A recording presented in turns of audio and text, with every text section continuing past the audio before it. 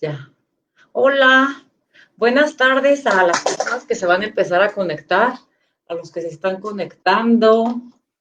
Eh, Hoy tenemos, como todos los días, porque no quiero hacer a nadie menos, pero un súper invitado con el que cómo aprendo con este doctor. Y a quien le agradezco muchísimo por estar aquí, brindándonos su tiempo. Le decía antes de empezar, no podías faltar dentro de las jornadas, doctor, porque el área de la neuropsiquiatría es muy importante, pues en el tema del TDAH. Y bueno, pues vamos a darle la bienvenida al doctor Edilberto Peña de León, quien es neuropsiquiatra y es director de CISNE, Centro de Investigaciones del Sistema Nervioso en la Ciudad de México. Y pues búsquenlo, amigos, aquí les voy a poner sus redes sociales. Pero bienvenido, doctor, con este tema que tú dijiste que hay que hablarlo como si no existiera. ¿Existe el TDAH en adultos? Y pues qué Híjole, mejor que de tu mano. es que si respondo rápido ya se acabó el live, entonces tenemos que meterle emoción. No, pero lo claro es decir que sí y matar un poquito el mito que existía de que el TDAH era una enfermedad de niños. Y como eran niños mañosos, cuando ya crecían, pues entonces se les quitaba, ¿no? Y si les dabas tratamiento o no les dabas tratamiento, no importa, que con la edad era de estas enfermedades que con la edad se curan, Así ¿sí? es, Entonces así. rápidamente hay que decir que sí, desde los 90 el constructo del déficit de atención en adultos se colocó ya de forma bien clara, con criterios de diagnóstico, con formas de investigación, con métodos de seguimiento y con pautas de tratamiento, porque pues no se crean que nomás los doctores andamos haciendo temas de diagnóstico para andar clasificando a la gente. Nos sirve para que podamos tener bien clarito quién es un paciente en una patología y probar los tratamientos y poderlos aprobar y entonces recomendar. Así es que es lo que yo pienso, que yo creo que a finales de los 90, bueno, los que nacimos antes de los 90, obviamente, yo creo que por eso y tantos adultos estamos siendo diagnosticados, yo lo llamo tardíamente, pero es que antes pues ni siquiera se sabía que era el TDAH. Sí, con muchas enfermedades en el área de la neuropsiquiatría nos ha pasado fenómenos similares. Ya existían, ya estaban por ahí, incluso pues, muchos líderes de opinión en estos campos los imaginaban, los trataban, los manejaban, pero no estaban en las guías de diagnóstico. Y como no están en las guías de diagnóstico, ni tenían la libertad de poderlo hacer así, las agencias regulatorias que nos dominan, pues no podíamos demostrarles qué tratamientos podían funcionar. Y en temas de numerología, ni siquiera se podían contabilizar. Y si preguntaban, oye, pues existe el TDAH, ¿y qué frecuencia tiene en la población? Claro. Venía el silencio, porque como no lo diagnosticas, no lo reportas, no se contabiliza, y ahora que estamos todos los días leyendo de estadísticas de enfermedades en los noticieros y en las redes sociales, pues entonces no existían. Y si no tienes casos diagnosticados, pues no estamos hablando de nada, ¿no? A partir ya de los 90 que se tienen los criterios de diagnóstico, los manuales, cómo codificarlo y cómo reportarlo, es que ya podemos tener estadísticas que valgan la pena. Qué bien, doctor. Pues bueno, ha sido un avance. Sin embargo, ahorita en estas jornadas, como tú sabes que hemos iniciado el 13 de julio, al no tener un día internacional de sensibilización por la Organización Mundial de la Salud, pues varias personas de varios países nos unimos para sensibilizar. Y me doy cuenta que muchas personas no saben las consecuencias del no diagnóstico en la infancia. ¿Tú qué piensas al respecto de ello? Es que de repente lo que se ha permeado de información acerca del TDAH lo ha situado en la infancia y pensamos que las consecuencias solo pueden pasar en la infancia. Exacto. Lo conceptualizamos. Si agarras, haces tu micrófono y sales a la calle a hacer encuestas de opinión, te van a empezar a decir que, las consecuencias del TDAH es una enfermedad que afecta el desempeño académico y entonces los niños no van bien en la escuela porque tienen déficit de atención. Fin del conocimiento, y ahí tienen colocado el paradigma de esta enfermedad. Y algo que es muy pertinente decir es que probablemente, si hablamos de la infancia y el desarrollo de los niños, a lo mejor el área donde menos se ve afectada es el área escolar. Si nos vamos a su funcionamiento emocional, el poder tener una madurez adecuada, un crecimiento y un desarrollo en las etapas y en las maneras que deben de pasar, y que el resto de su vida y el formalizar una socialización y maneras de relacionarse con el mundo, poder crear tu personalidad, que esa se formaliza entre los 15 y los 25 años, esas te van a durar para toda la vida. La escuela también un poquito, pero tenemos que conceptualizar al TDAH como una enfermedad de tu relación intelectual con el mundo, de tus percepciones, el análisis de los mismos, tu ejecución y tus emociones y tus conductas relacionadas a las emociones. Ese es el constructo, el tamaño del constructo del TDAH. No es una enfermedad para sacar 10 de calificación en la escuela, ¿no? Estoy totalmente de acuerdo. Es que estas consecuencias de la gestión emocional yo pienso que afectan a lo largo de tu vida. Tanto la gestión emocional como yo al menos siempre sentí que iba desfasada en edad cronológica y en edad emocional, ¿no? Con mis pares, como que siempre me juntaba a los 15 años que empecé a tener amigas, como con más chicas, porque yo sentía que los de mi edad iban muy avanzados o muy adelantados, y entonces yo pienso que también eso hace que muchas veces, digo, también depende del entorno en el que creces, pero que muchas veces también vayamos como un poco desfasados. Tiene una relación hay un libro que se llama TDAH, mi edad cronológica, mi edad emocional, mi edad física.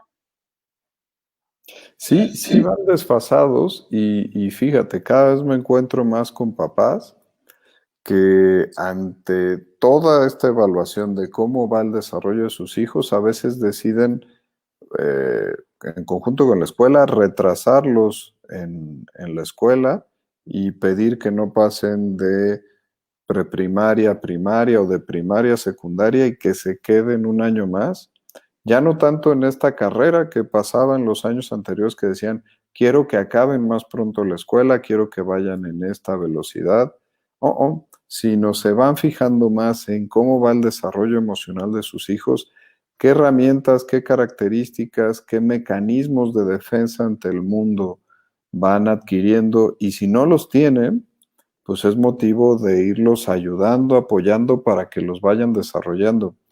El TDAH es una de las cosas que más les puede estorbar, de las que se pueden enfrentar los niños dentro de los problemas en el desarrollo, que más les puede estorbar para que puedan fundamentar de forma adecuada estas herramientas. Y si no las tienen, donde más les termina pesando es en el tema de las emociones. Este gap, que tú lo marcas muy bien en tu ejemplo de vida y en libros como el que acabas de mencionar, este desfase los hace empezar a ser más víctimas de bullying, más diferencia junto con sus compañeros, no hablan de los mismos temas, no tienen la cabeza igual de revolucionados. Eso los saca de la jugada, los sectoriza, los aliena, y estando separados de sus pares, pues no pueden tener el desarrollo que todos esperaríamos. Esto es súper importante de remarcar en el déficit de atención del adulto al adolescente, del niño, del adolescente, y encaminado para el adulto, ¿no?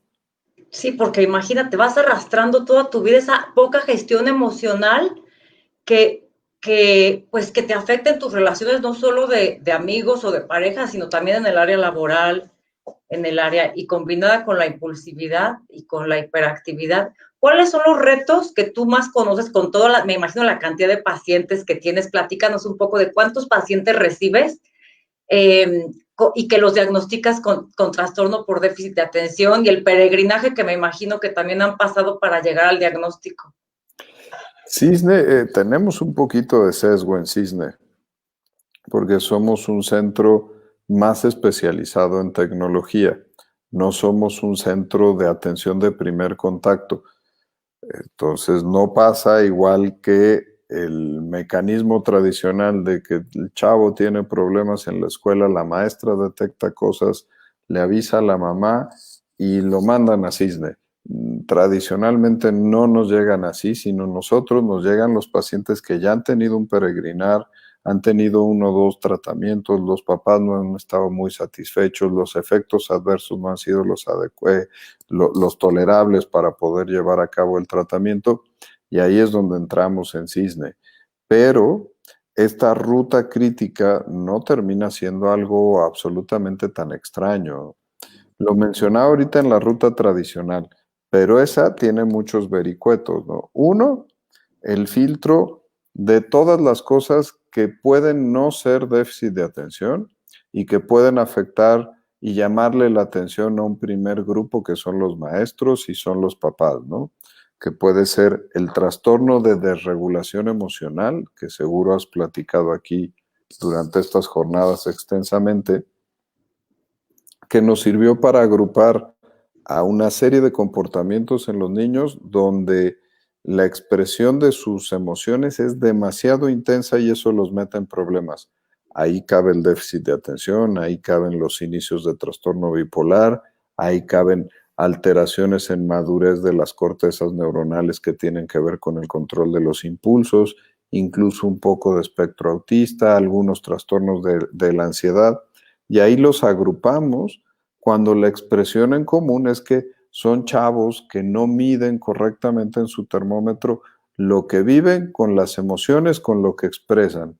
Entonces ahora se creó este paraguas del trastorno de desregulación emocional para que los puedan detectar. Apenas estamos bajándole esta información a los maestros para que, no todo es déficit de atención, no, a ver, ¿cuál es el problema de este chavo? No, porque es muy agresivo, muy huraño y no puede recibir comentarios. Espérame, no sé si sea déficit de atención, vamos a estudiarlo. Así tendría que ser ahora el mundo ideal, donde los maestros nos detecten síndromes, en general, un síndrome de inatención, un síndrome de mal regulación emocional, un síndrome de ansiedad, los envíen. Las escuelas generalmente tienen un contacto de psicología. Psicología tendría que hacer ya clinimetrías estandarizadas porque pues, tenemos que trabajar con objetividad en todo este territorio científico, entonces podamos tener ya la medición de los síntomas de ese paciente y de acuerdo a esas mediciones, los algoritmos están claritos, los psicólogos escolares ya sabrían a qué tipo de especialistas nos los tienen que referir y así hagamos detección temprana, detección oportuna del diagnóstico y podamos hacer intervenciones antes de que se generen todas estas complicaciones con las que a veces nos llegan a Cisne o con las que tú nos pones muchos ejemplos, ¿no? Donde ya hay una depresión, hay un trastorno de ansiedad secundario, la personalidad se va modificando, mis interacciones sociales y mis interacciones familiares ya están muy lastimadas y ahí tienes que dar tratamiento farmacológico para varias situaciones, rehabilitación en el área del aprendizaje, en el lenguaje, en la cognición e incluso hasta terapia emocional y terapia de familia, porque ya todas estas áreas se descompusieron. Si no detectamos oportunamente, vamos a llegar a cuadros complicados. Si lo hacemos rápido, intervenciones puntuales pueden hacer la diferencia. Wow, qué maravilloso, siempre explicas tan claro, doctor. Me hubiera encantado que fueras mi maestro, yo pasé la escuela en blanco. Pero, doctor, ¿tú crees que esta pregunta de ¿existe el TDAH en adultos? ¿Qué grado, o sea, qué porcentaje de niños pueden seguir en la edad adulta o de niñas podemos tener una secuencia en la edad adulta de esta condición? Porque muchos preguntan que si se cura. Son pirámides como de 70-30. Del 100% de niños con una condición de déficit de atención que la edad adecuada de diagnóstico le ronda a los 5 o 6 años. De ese 100%, al momento del brinco a la adolescencia, se van a curar un 70% y un 30% se van a sostener como adolescentes portadores de déficit de atención. Okay. Claro que los que llevan un tratamiento y un seguimiento con su doctor tienen más chance de entrar en ese primer 70% de curados. De los adolescentes que persisten con déficit de atención, y ese es un nuevo 100%, al entrar a la edad adulta joven, 19, 20 años, un 70% se va a curar y va a persistir otro nuevo 30%. Aquí tenemos que decir que tan sencillo como que los factores hormonales favorecen un mejoramiento en el desarrollo neuronal y eso puede hacer que esa corteza neuronal cerebral que todavía está tiernita pueda optimizarse y crecer y alcanzar un desarrollo adecuado. Y por eso al principio que se hablaba en los primeros reportes de déficit de atención en adultos, las siglas hasta cambiaban, que era déficit de atención residual en el adulto. Y así se manejaba. Y el residual generalmente venían dos características específicas neuropsicológicas. Procesos de inatenciones no tan severos como cuando estaban en la infancia y adolescencia, pero sobre todo un tiempo de respuesta ante los estímulos retardado y un tiempo que los hacía, al identificar que su tiempo era retardado en analizar, comprender y ejecutar, muchas veces terminaban siendo impulsivos en dar una respuesta ya que sabían que al final ejecutaban mal, entonces preferían y se acostumbraban a responder al aventón. Pero en los siguientes años de investigación epidemiológica en el déficit de atención del adulto, se dieron cuenta que estudios al revés, cuando tomaban poblaciones de adultos con déficit de atención y les hacían entrevistas estructuradas hacia atrás para tratar de ver cuál era el grado y sus antecedentes de déficit de atención en la infancia y la adolescencia, se dieron cuenta que había un gran porcentaje de ellos que no tuvieron déficit de atención en la infancia y en la adolescencia. Y ahora es una de las líneas de investigación más poderosas en el área del déficit de atención, porque se sabe que hay genes como con reloj que ahí van y van aguantando y a lo mejor estos adultos nacieron susceptibles al déficit de atención, nunca reventaron en la infancia, nunca reventaron en la adolescencia, pero esa resistencia ya no les alcanzó en la edad adulta y al inicio de los 20, inicio de los 30, ¡pum!, se quiebran y empiezan a manifestar un déficit de atención en edades muy tardías.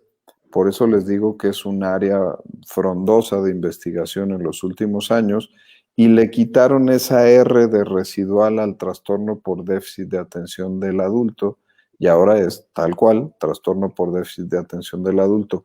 En ocasiones con el historial de chavos que siempre lo presentaron y no se fueron curando en los brincos del desarrollo, o personas que no lo tuvieron y que lo comienzan a desarrollar. Cada vez vemos más pacientes en la consulta de doctor. Yo la vida perfecta, iba muy bien, escuela muy bien, socialización perfecto, pero me metí a este trabajo, el nivel de estrés era mucho, no dormía, empecé a tener estresores en mi vida y a partir de que me deprimí ya nunca volví a tener mi cognición adecuada, hacemos pruebas neuropsicológicas y ¡pum!, déficit de atención. Oye, pero nunca lo manifestaste. No, empezó ahora. Por eso es que ahora este constructo de déficit de atención está puestito, mismas siglas como en los niños, pero en los adultos. Wow, qué interesantes líneas de investigación. No cabe duda que cada vez avanza más todos estos temas del TDAH. Y en cuanto a comorbilidades, me gustaría que muchas personas que nos están viendo seguramente no saben qué son las comorbilidades, que explicaros un poco qué es una comorbilidad y cuáles son las grandes comorbilidades en el TDAH, que me imagino que si no es diagnosticado en la infancia son muchísimas o son muchas más que si es diagnosticado. Sí, sí son importantes y fíjate, hasta te voy a medio regañar de lo que me regañan a mí casi siempre, porque el término en etimología no existe comorbilidades, existe comorbilidad, Comorbilidad, que es donde se exacto. suman enfermedades, pero yo, Qué yo, bueno. yo siempre digo comorbilidades No, qué igual. bueno que me dices comorbilidad. No, pues a mí me regañan de a tiro por viaje también. Es plural y singular. Qué bueno. Gracias Es por educarme. correcto. No, Ok. no, pues qué te digo, a mí me pasa igual.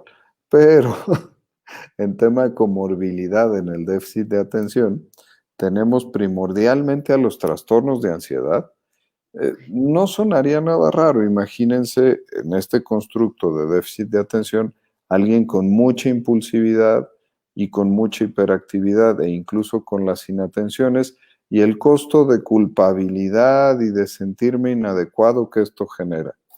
El término natural sería debutar además con un trastorno de ansiedad.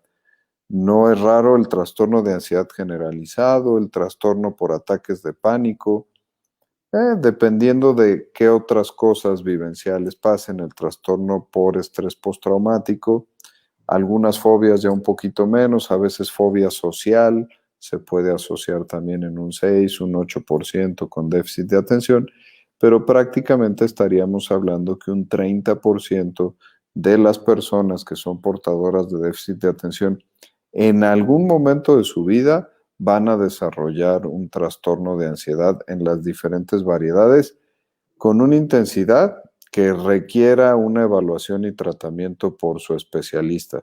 Entonces, el primero, y yo creo joya de la corona, serían los trastornos de ansiedad. En un lugar un poquito más secundario estarían los trastornos depresivos.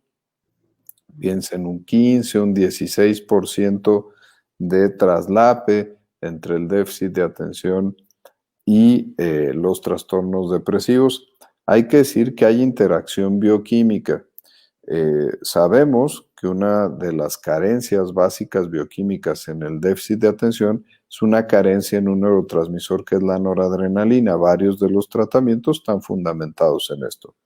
Pero también en la depresión, la noradrenalina es causante de síntomas en ansiedad, en depresión, en intranquilidad, en trastornos del sueño, en la mala cognición de las personas con depresión y hasta en el empuje por la vida. Que yo tenga mala noradrenalina también puede implicar que desarrolle yo un trastorno de ansiedad o síntomas de depresión. Y en un lugar que no podemos dejar aparte están los trastornos adictivos.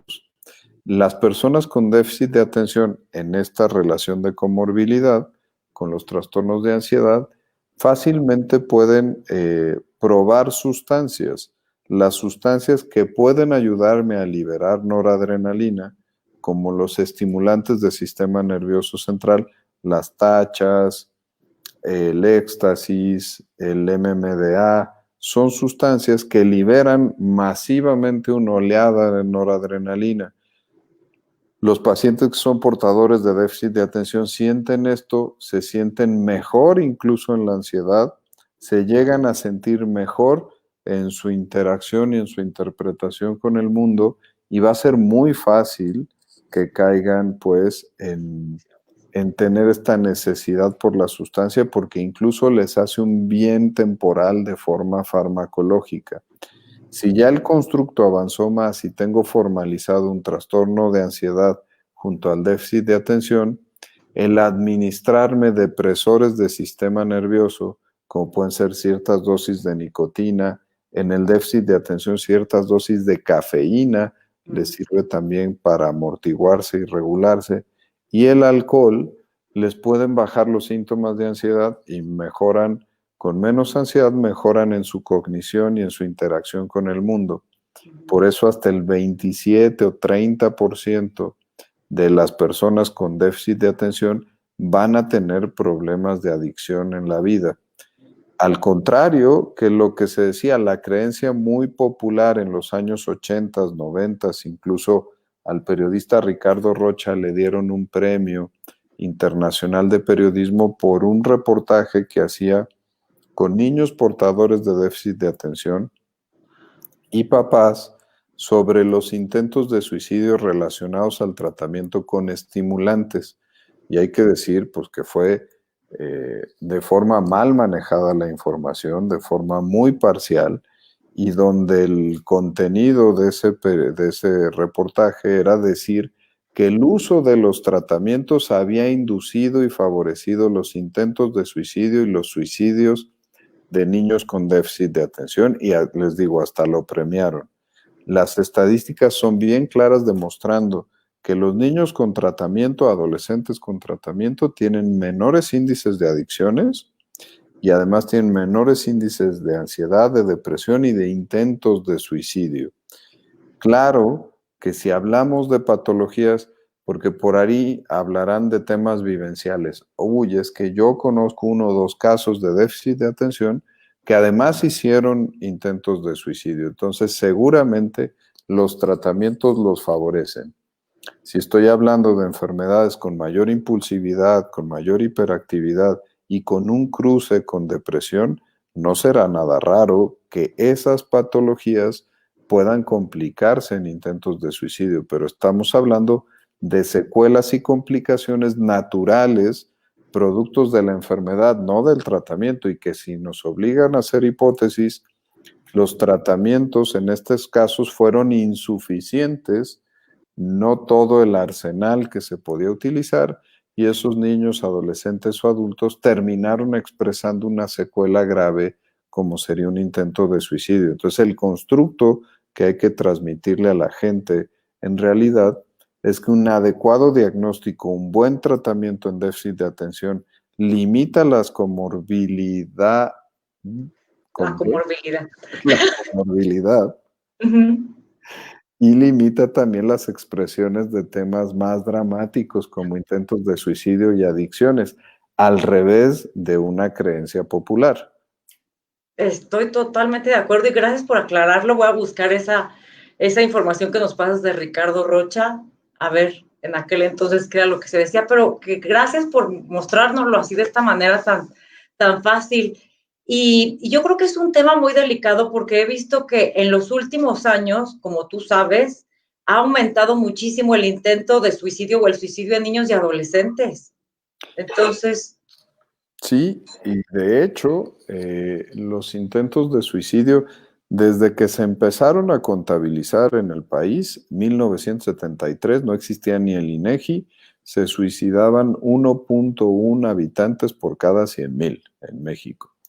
Y en los últimos cortes estamos en 4.1 por cada 100,000. Quiere decir que hemos aumentado 4 veces nuestros índices de suicidio de lo que existía hace 40 o 50 años.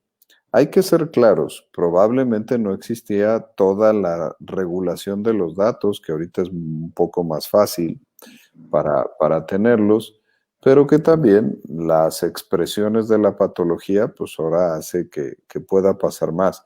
Hay que decir que México no es un país de suicidalidad alta.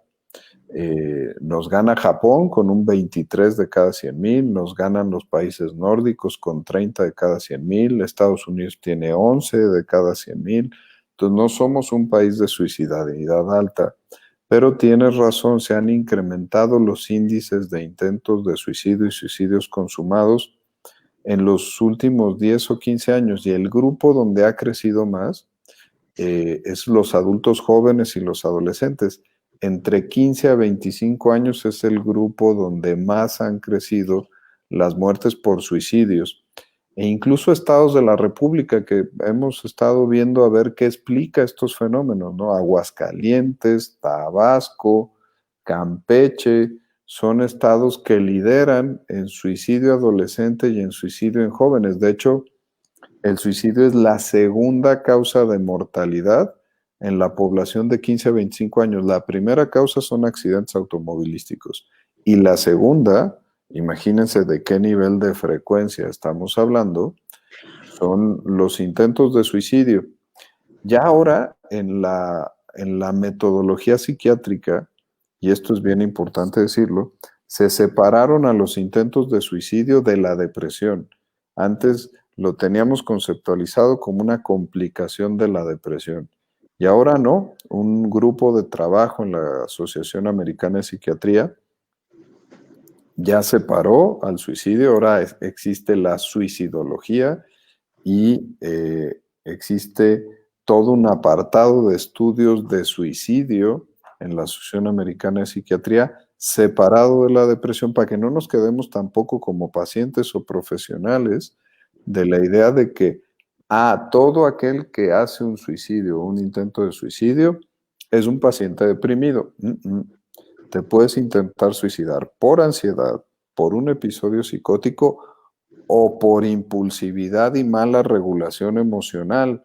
No tengo que pasar por la ventanilla de deprimirme para hacer un suicidio.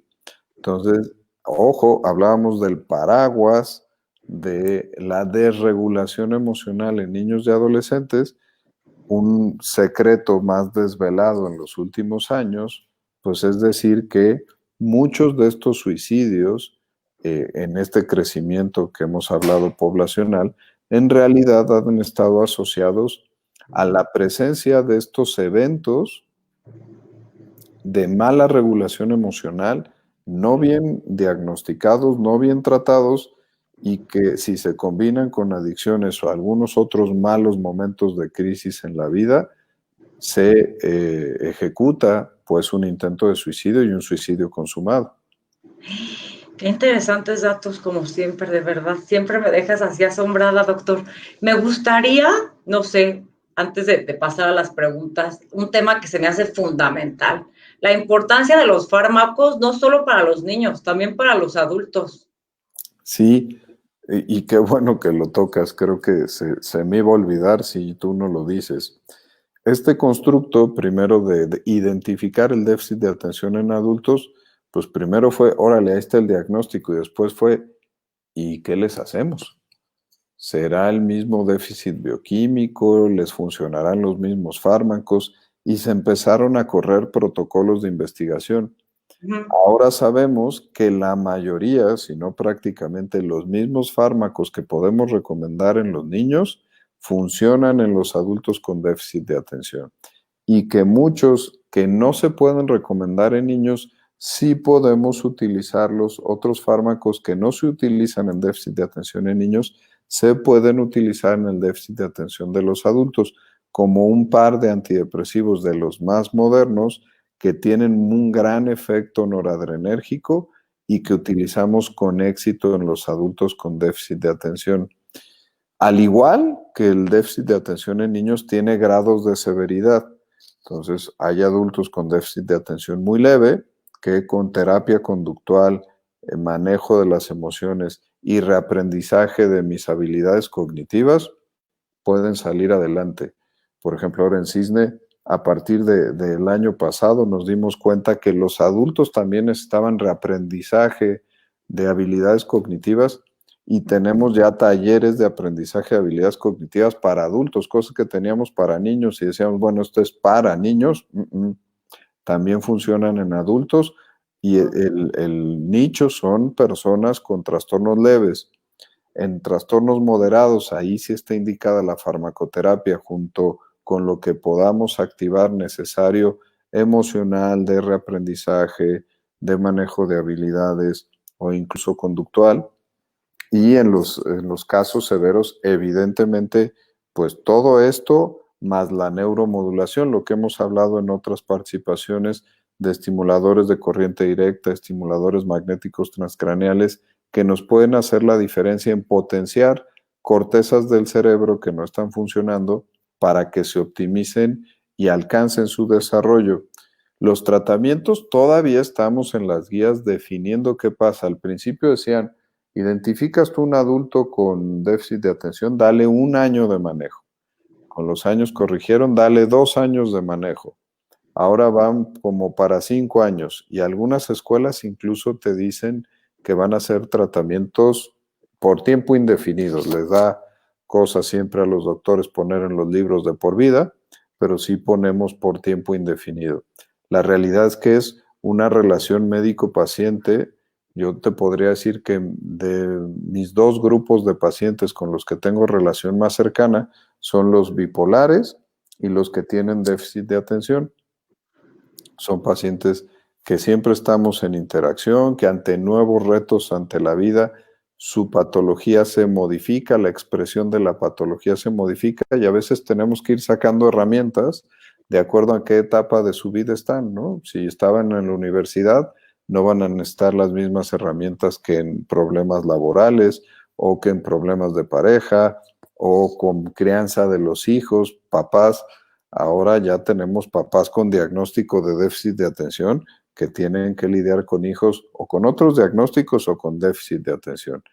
Entonces, tenemos que tener a la mano las herramientas para poderles ayudar en todos esos nudos del desarrollo a los pacientes. El tratamiento ahora es no tan simple como agarrar una receta y escribir una medicina, sino darle todo el abanico de cosas que necesita un paciente. Así es. Y muchas gracias. ¿Y tú qué opinas? Bueno, ¿cómo ves este tema de cuando un adulto como yo que fue diagnosticado sin saber que lo tenía toda la vida, ¿no? Y de pronto, a mí siento que sí me fue el cambio drástico, el cambio abismal, el salto cuántico en mi vida, y por eso se lancé esta página, para que vean que el diagnóstico nunca es tarde. O sea, fue un cambio tan grande que creo que fue tanto los fármacos, que hasta la fecha tomo atomoxetina de 80 miligramos, y fue también la estimulación magnética transcraneal, que ya hemos hablado de eso en otros contigo, en otros videos contigo, pero ¿qué pasa cuando un adulto es diagnosticado y cómo ves con tus pacientes que son diagnosticados? ¿Sabes? Me gusta mucho ya utilizar las herramientas tecnológicas. Es un tema que no está tan manoseado en el Internet. Entonces, si un adulto empieza a buscar en portales, en información de calidad acerca del déficit de atención del adulto, ahí encuentra información científica basada en evidencias y podemos tener este diálogo de, oye, Doc, ¿y cómo ves si intento esto? Por ejemplo, he estado utilizando en los últimos 3, 4 años algunos dispositivos de neurofeedback que tienen aprobación de la FDA como juguetes en los Estados Unidos, que ya ahorita pueden traerlos a México, pero que los pueden utilizar en interactividad con la computadora y te van reeducando a trabajar en ondas teta y en ondas alfa de frecuencia más bajilla. A los lóbulos frontales te mejora atención, concentración y montos de ansiedad. Pero eso es una disciplina, son sus 15 minutos que tienen que agarrar su device, ponerse, conectarse, pegar bien los electrodos para que hagan buen contacto y tener su juego, su videojuego de neurofeedback. Este tipo de interacción es bien rica con los adultos con déficit de atención porque pues no pasa tanto con los niños donde, bueno, el doctor manda y les dice, papás de niño con déficit de atención, cómprenle esto, háganle estas terapias y regularmente los papás van a todas, ¿no?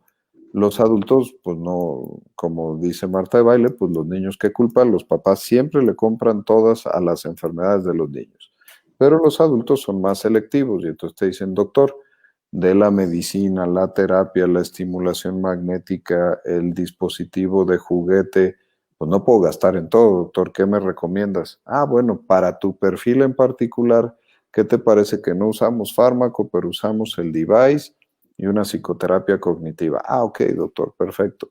Oye, ahorita tu vida ha estado más complicada, creo que sí necesitamos el fármaco, deja de lado tantito la terapia cognitiva, ponla en hold y si vas a Estados Unidos, cómprate en barata del Black Friday, cómprate el device y tráetelo para acá. Ah, órale, perfecto, doctor.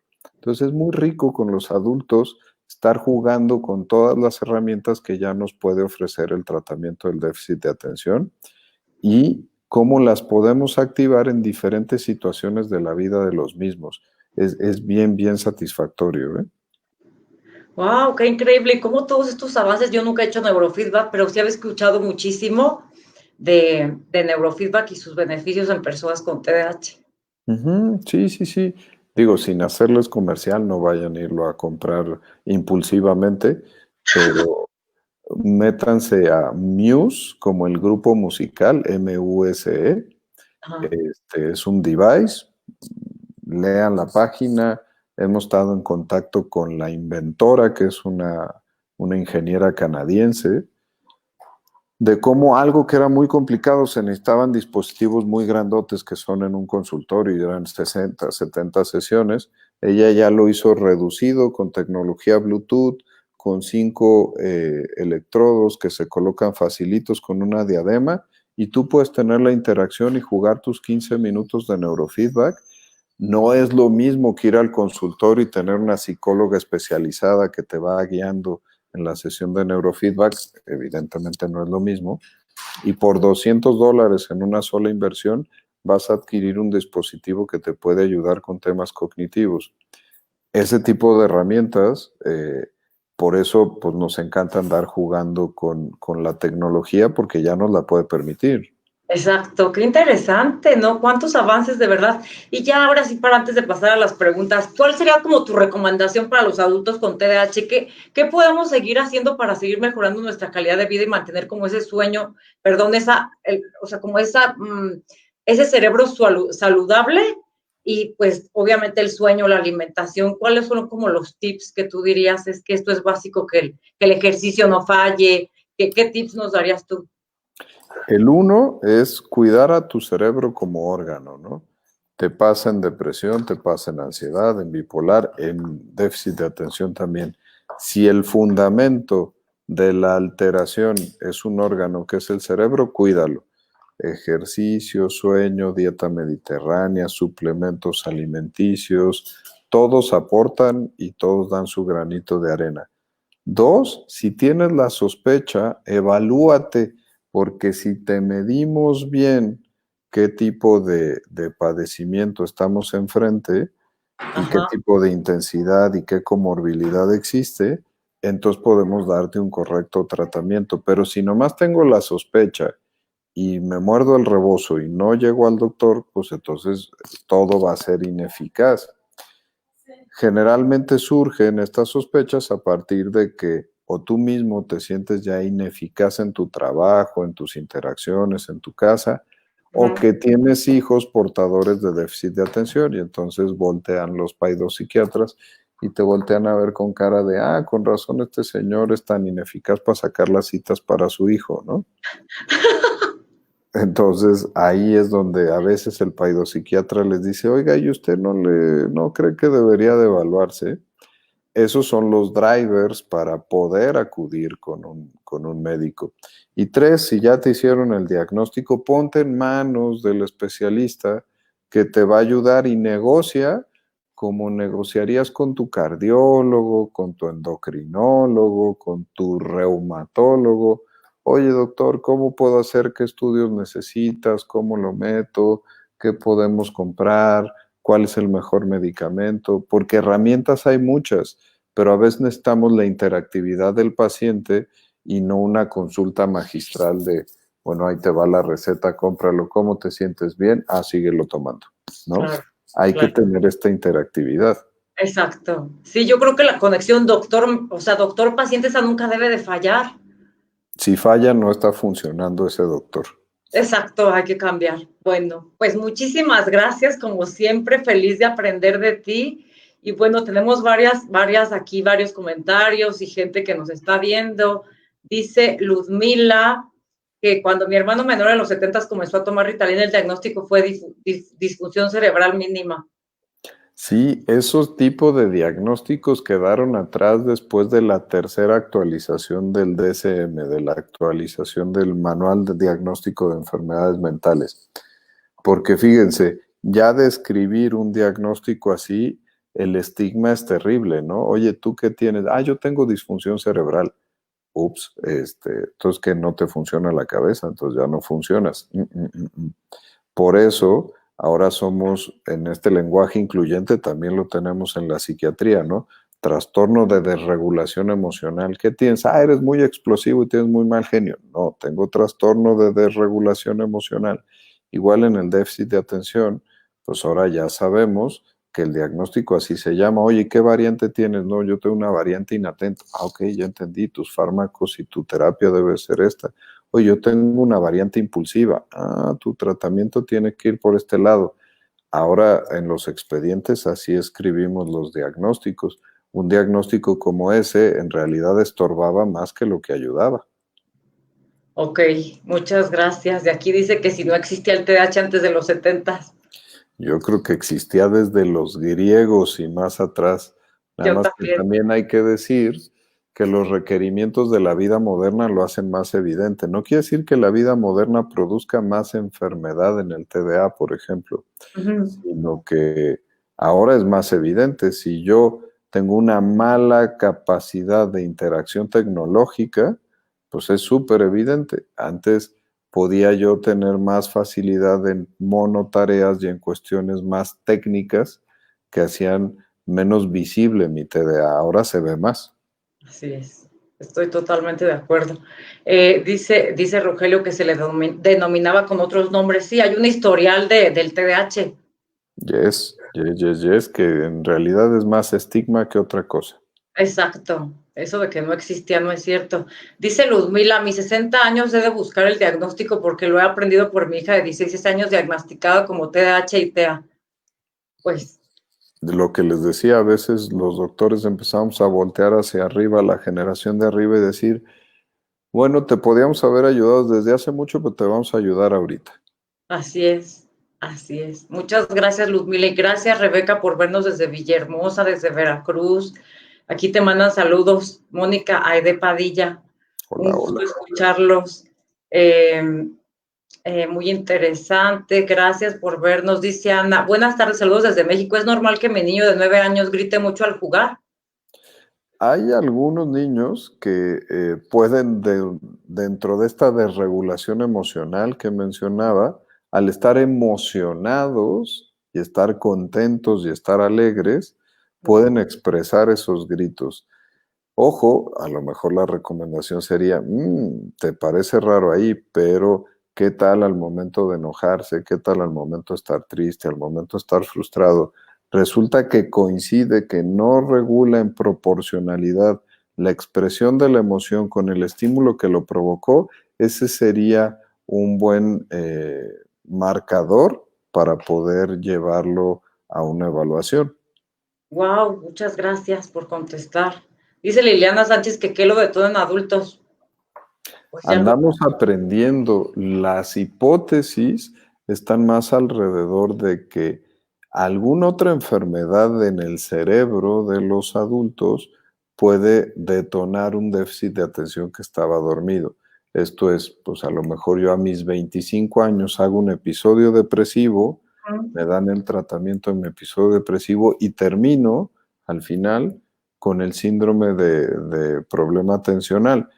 No es que la depresión me generó el déficit de atención, es que una agresión a mi cerebro, como una depresión, el alcoholismo, un accidente de moto, un traumatismo craneoencefálico, una encefalitis, ahora que andamos en COVID y que sabemos que el COVID también llega al cerebro, cuando la influenza, sabíamos que pasaban algunos cuadros de encefalitis en el lóbulo temporal. Este tipo de agresiones pueden ser detonadores del déficit de atención. Gracias por. A mí me gustaría platicar algo. A mí me dio dengue hace 2 años y yo sentí que me bajó, Que ya la no volviste. concentración. Sí, puede ser. El virus del dengue, no como tal, produce tantas encefalitis, pero sí varias de las secuelas inflamatorias, los marcadores de inflamación que se liberaron en tu dengue, pudieron afectar de forma negativa tu corteza cerebral.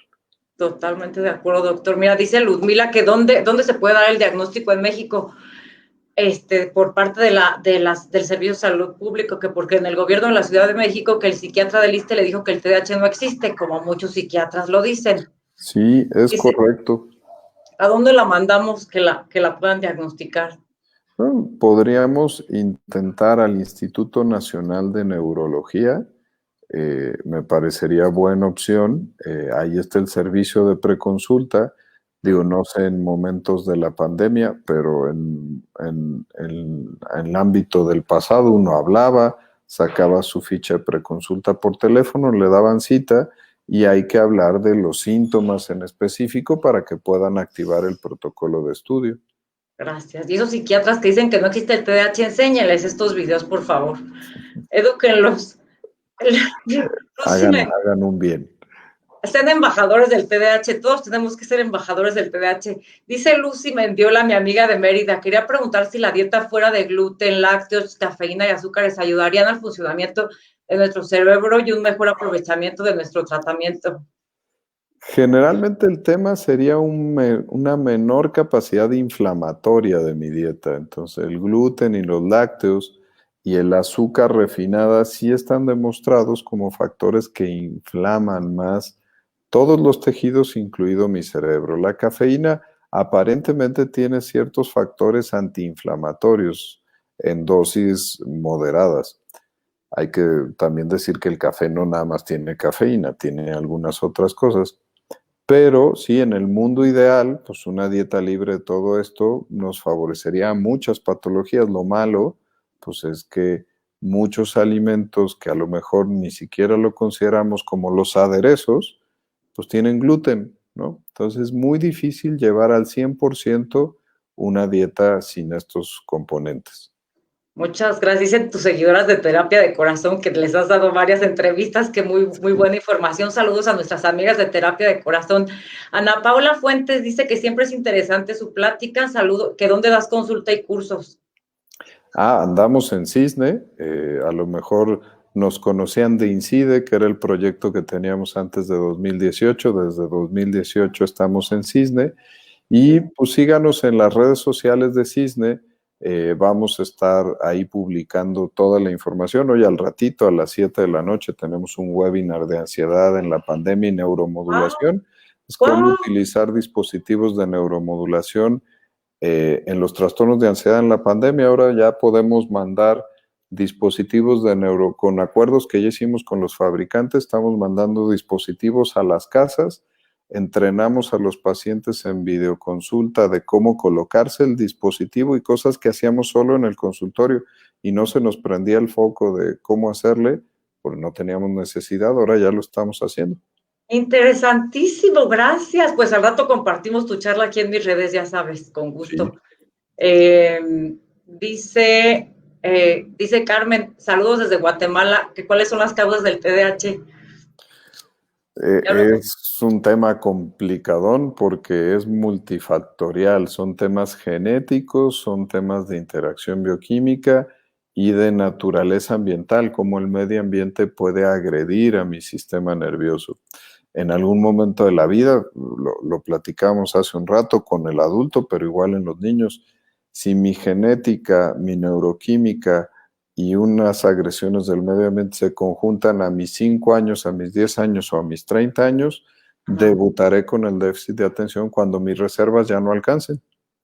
Muchas gracias. Sí, tenemos muchos videos en nuestro canal de YouTube de todo eso de la genética. Dice Marisol, el detalle es que son muy caros para la mayoría de la población. Pues sí, es El verdad. tema de lo caro es bien importante porque, bueno, mencionábamos los servicios públicos hace rato. Si no se funciona en un servicio público, intentemos en el otro, en cuestiones de segundo nivel, de tercer nivel, y hay que ser bien específicos. En estudios de farmacoeconomía es más caro seguir viviendo con el déficit de atención y los errores y las oportunidades que voy a perder en la vida que gastar e invertir en un tratamiento y el éxito que puedo sacar de este. Totalmente de acuerdo. Yo les decía, es que yo hubiera dado lo que fuera en abonos chiquitos, en pagos semanales, hubiera dado lo que fuera, porque desde la escuela o en el trabajo te dijeran, a ver, vamos a hacerte pruebas neuropsicológicas, ¿no? Y ahí va a salir como tus funciones ejecutivas. O sea, yo creo que cualquier papá o alumno como de universidad, estás dispuesto a pagar algo más con tal de que sepas cómo funcionas. Sí, Porque exacto. el costo es muy caro. Es muy caro todo el costo de oportunidad de lo que pierdes. Exacto, totalmente de acuerdo, doctor. Pues felicidades por todo eso que estás haciendo con los distribuidores, fabricantes. Dice Nora que dónde dan los talleres de habilidades cognitivas para adultos. Ya Sí, dijimos que existe. pues haré el comercial. El viernes vamos a subir información a las redes de Cisne, de videos acerca de los talleres. Y en el siguiente semana voy a andar de vago de vacaciones, pero la otra, el 2 miércoles vamos a hacer un Facebook Live desde Cisne, ahí los invitamos a que nos ayuden a la difusión, Claro. para hablar específicamente de los talleres de habilidades cognitivas, que ahora en la pandemia empezamos a hacerlos en grupos y creo que ya es algo que funcionó y que queremos extenderlo más. Ay, increíble, yo quiero estar. Me Pues ya invitas. estás. Nos invitas. Dice Brenda Murillo, dice que aún tiene TDAH, pero ya no es como antes. Gracias a sus terapias, las tareas y tratamiento, tengo que tiene mejor calidad de vida. Dice que porque fue por mi propia voluntad superarme y mi madre nunca tomó en serio mi salud mental. Yo solo busqué ayuda y he logrado cosas de la vida que no pensé que lo iba a hacer y voy a cumplir 26 años en unas semanas. Bueno, ella lo buscó y con los ingresos de alguien de 26 años, pues se está dando mejor calidad de vida. Qué bueno, felicidades, Brenda. Dice que si hay, dice Marilía que si hay algún videojuego que se puede utilizar en menores. Hay varios. Como tal videojuego, así, no, pero les recomendaría yo, por ejemplo, el PEAK, P-E-A-K de kilo, que sirve para adultos y sirve para niños y puede mejorar habilidades cognitivas. Entonces sería una buena terapia. Bueno, si ya no hago lives ni nada es porque me la voy a pasar jugando. Ya ves que luego cuando me clavo aquí, doctor, dice María Luisa González, ese aparato podrían escribir el nombre correcto. Sí, al ratito lo escribimos. Órale. Ana Paula Fuentes dice, para los niños, ¿cuánto tiempo recomienda de juego con la tecnología o terapia de videojuego? Ya hay estadísticas. Antes de la pandemia, de 8 a 16 años se jugaban casi en promedio 1 hora y media al día y arriba de 16 años 2 horas 40 por día. Con la pandemia, pues evidentemente se modificaron esas estadísticas, pero esas no eran las recomendaciones, ese era el mundo real. Las recomendaciones como papá es sentarse a negociar con los hijos y del gabinete de actividades que uno tiene que hacer, negociar el tiempo en el que los dos están satisfechos y cumplirlo. Claro, claro. Muchas gracias, doctor. Dice Luzmila que dónde hacer la evaluación y tratamiento. Ah, ya le dijimos, ya le dijimos, ya En le el contestamos. instituto. Ya le contestamos. ¿Quién es el más indicado? Esta pregunta me encantó. ¿Quién es el más indicado para diagnosticar? ¿Neurólogo, psiquiatra o alguien como tú, neuropsiquiatra? Los dos, los tres y los cuatro. En realidad los psicólogos, los neurólogos, los psiquiatras, los neuropsiquiatras, ya con los constructos más modernos, con el hecho de las últimas clasificaciones, ya tenemos los criterios para diagnosticar. No se hagan bolas, busquen al que le tengan más confianza y al que conozcan, pero busquen. Exacto. Y yo creo que también buscan a quien sepan que ya ha diagnosticado TDAH, porque mi estimado, yo pasé por miles, miles. Bueno, exageré, ya sabes, pero psicólogos, psiquiatras, neurólogos que nunca me diagnosticaron TDAH. Es que el que no conoce, pues no encuentra, ¿no? Si yo no tengo en la mente, si mi constructo es que el TDAH no existe, pues no lo voy a Exacto. diagnosticar. No, pues no, ni siquiera está en el radar. Sí, Ujú. escríbanos y les pasamos aquí teléfonos de expertos. Dice Rebeca Sánchez, yo creo que soy así, la primaria la pasé arrastrando igual que la secundaria, si me atiendo, yo no atiendo a mi hijo, tiene TDA. A lo mejor tiene que ver con el hecho de que tiene que optimizar el recurso para atender al hijo o a ella. Un poquito el comentario de hace rato. Ella sería mucho más efectiva si de veras tiene TDAH y se atiende, también para mejorar al propio hijo. Totalmente de acuerdo. Es que les digo, padres empoderados o maestros empoderados en TDAH empoderan niños o hijos con TDAH.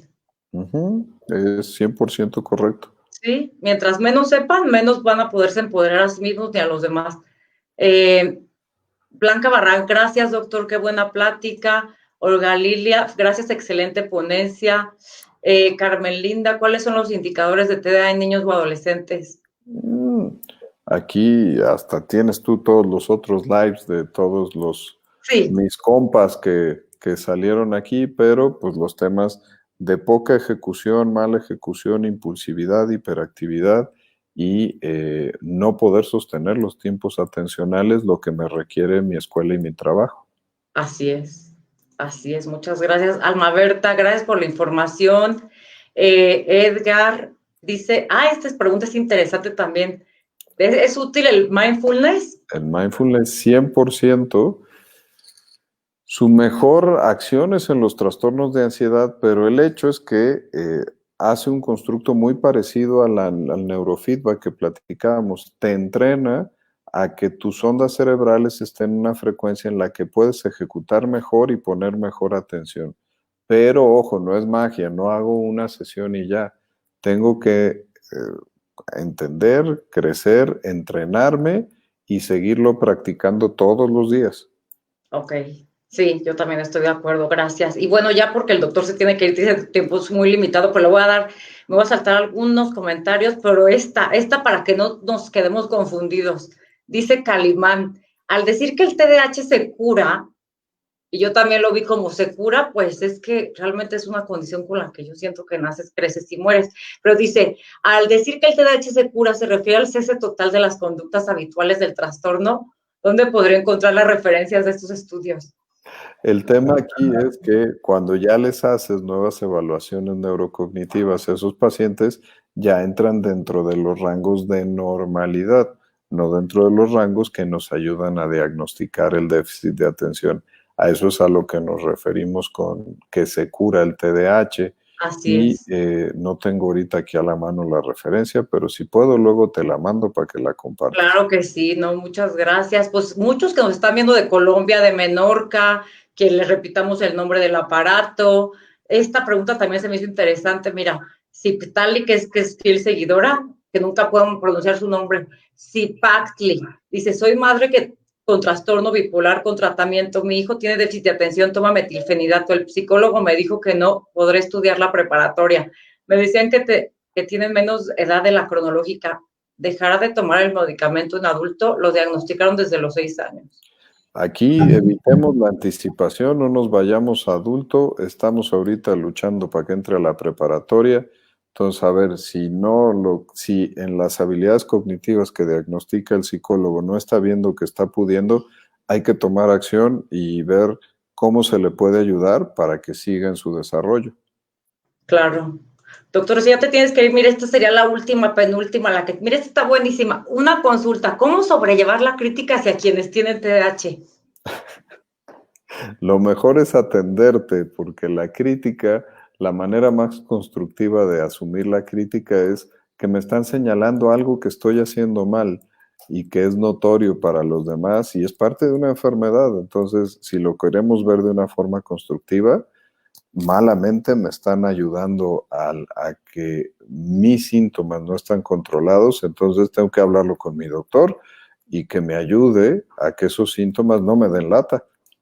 Estoy totalmente de acuerdo. No, pues gracias a todos por sus preguntas, de verdad, infinitas gracias. Dice Ana Paula, ¿qué opinión tiene sobre los alimentos o sustancias que aumentan la estimulación o excitación cerebral y el ejercicio como liberador de endorfinas o adrenalina o dopamina?